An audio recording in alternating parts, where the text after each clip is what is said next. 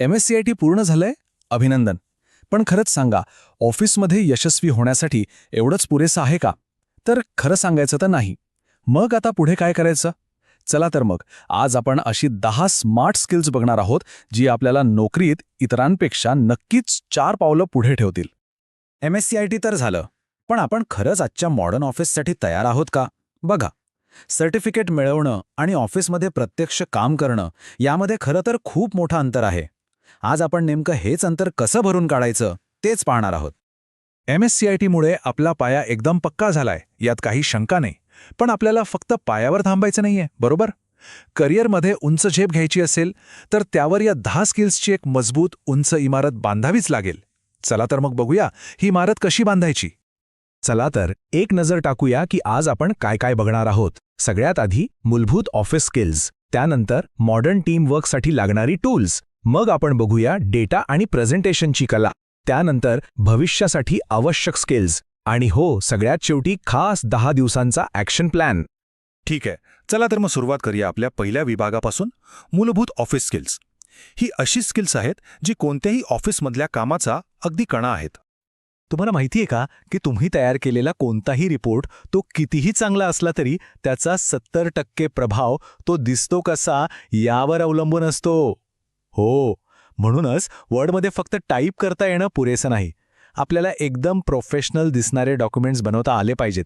म्हणजे बघा, व्यावसायिक पत्र असतील, नीट फॉर्मॅट केलेले रिपोर्ट्स असतील किंवा मग टेबल लेआउट्स असतील, हे सगळं यातच आलं. आता बोलूया एक्सेलविषयी. आणि एक्सेलला खरंच ऑफिसचं हृदय असं म्हणतात. का? कारण तुम्ही बघा ना, डेटा मॅनेजमेंट, मोठे मोठे हिशोब, रिपोर्टिंग या सगळ्या गोष्टींसाठी एक्सेलला दुसरा पर्यायच नाही. आणि एक्सेलमध्ये मास्टरी मिळवली ना, की मग आपली कामं इतकी पटापट आणि अचूक होतात की विचारायलाच नको. आणि याचा थेट परिणाम ऑफिसमधल्या आपल्या व्हॅल्यूवर होतो. आपली किंमत आपोआप वाढते. आता एक अशी गोष्ट जी नवीन कर्मचारी नेहमी चुकवतात, ती म्हणजे डिजिटल फाईल्स नीट सांभाळणं. विचार करा, बॉसने अचानक एखादी फाईल मागितली आणि ती सापडतच नाहीये. किती मोठा गोंधळ उडेल नाही का? म्हणूनच योग्य फाईल मॅनेजमेंटमुळे कामात गोंधळ टाळता येतो, हवी ती फाईल वेळेवर सापडते आणि आपला खूप वेळ वाचतो. आणि हे बघा, हे अगदी खरंय. जो कर्मचारी आपल्या फाईल्स नीट सांभाळतो तो मॅनेजमेंटचा आवडता असतोच, कारण हा व्यवस्थितपणा आपल्या व्यावसायिकतेची ओळख करून देतो. ओके, आता बघूया टायपिंग स्पीड. इथे बघितलं तर लक्षात येईल की प्रोफेशनल कामासाठी आपल्याला किती स्पीड ठेवायला हवा. एक गोष्ट लक्षात घ्या, आपला वेग जितका जास्त आणि चुका जितक्या कमी, तितकं आपलं काम लवकर होतं आणि त्याचा थेट फायदा कंपनीला होतो. हा आकडा बघा, 95%. आजच्या काळात जवळजवळ 95% ऑफिस कम्युनिकेशन हे ईमेलवर चालतं. फक्त या एका आकड्यावरूनच आपल्याला कळतं की आपलं पुढचं स्किल किती महत्वाचं आहे. आता इथे बघा, एका बाजूला आहे प्रोफेशनल ईमेल आणि दुसऱ्या बाजूला आहे अनप्रोफेशनल ईमेल. फरक अगदी स्पष्ट दिसतोय, नाही का? एक चांगला ईमेल आपली प्रोफेशनल इमेज तयार करतो, तर वाईट ईमेलमुळे गैरसमज होऊ शकतात. त्यामुळे कामात स्पष्टता आणि व्यावसायिकता जपण्यासाठी चांगलं ईमेल लिहिता येणं खूप गरजेचं आहे. चला, आता वळूया आपल्या दुसऱ्या विभागाकडे. इथे आपण अशा टूल्सबद्दल बोलणार आहोत जी आजकालच्या ऑफिसमध्ये टीमवर्क आणि इफिशियन्सी वाढवण्यासाठी वापरली जातात. आजकाल प्रत्येक कंपनी गुगलची ही टूल्स वापरतेच. गुगल ड्राईव्ह, डॉक्स, शीट्स ही नावं आता आपल्या परिचयाची झाली आहेत. आणि जर ह्या टूल्सवर आपली चांगली पकड असेल तर आपण आपल्या टीमसोबत खूप वेगाने आणि प्रभावीपणे काम करू शकतो. एखादी समस्या आली तर ती सोडवण्यासाठी इंटरनेटचा वापर करता येणं किंवा गरजेची माहिती पटकन शोधून काढणं, कंपन्यांना असेच कर्मचारी हवे असतात. हे स्किल खरंच आपल्याला इतर उमेदवारांपेक्षा वेगळं ठरवतं. फक्त गुगल सर्च नाही, तर योग्य आणि खरी माहिती शोधणं महत्त्वाचं आहे. आता आपण आलो आहोत तिसऱ्या विभागाकडे, डेटा आणि प्रेझेंटेशनची कला. हो, ही एक कलाच आहे. माहिती गोळा करणं सोपं आहे, पण ती योग्य पद्धतीने हाताळणं आणि सादर करणं हे खूप महत्त्वाचं आहे. हे वाक्य लक्षात ठेवा. डेटा ही कंपनीची सर्वात महत्त्वाची मालमत्ता आहे आणि म्हणूनच या मालमत्तेची काळजी घेणं म्हणजेच बेसिक डेटा मॅनेजमेंट हे किती महत्त्वाचं आहे हे आपल्या लक्षात येतं. अनेकांना वाटतं की डेटा एंट्री म्हणजे फक्त टाईप करायचं काम, पण तसं नाहीये. हे खूप जबाबदारीचं काम आहे, कारण यात अचूकता, कामातला व्यवस्थितपणा आणि त्या डेटाची सुरक्षितता या सगळ्या गोष्टी खूप महत्त्वाच्या असतात. आता बोलूया प्रेझेंटेशन स्किल्सबद्दल. मीटिंग असो, ट्रेनिंग असो किंवा एखादा प्रोजेक्ट रिपोर्ट, आपली माहिती प्रभावीपणे सादर करता येणं गरजेचं आहे.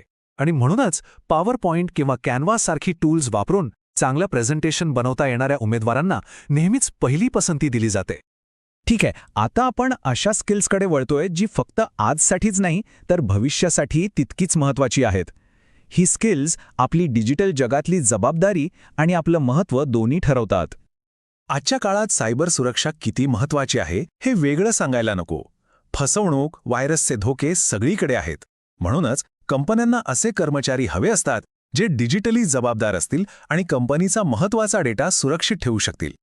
आणि आता शेवटचं पण सगळ्यात महत्त्वाचं स्किल, AI टूल्सचा वापर. AI आता भविष्य नाही तर वर्तमान आहे. ChatGPT, Google Gemini यांसारख्या साधनांमुळे आपलं काम खूप सोपं आणि जलद होतं. चुका कमी होतात आणि नोकरीच्या संधीही वाढतात. बरं, तर आपण 10ही स्किल्स बघितली, पण आता सुरुवात कुठून करायची? थांबा, त्यासाठीच आपण आलो आहोत आपल्या अंतिम आणि सगळ्यात महत्त्वाच्या भागाकडे. ही आहे 10 दिवसांची कृती योजना.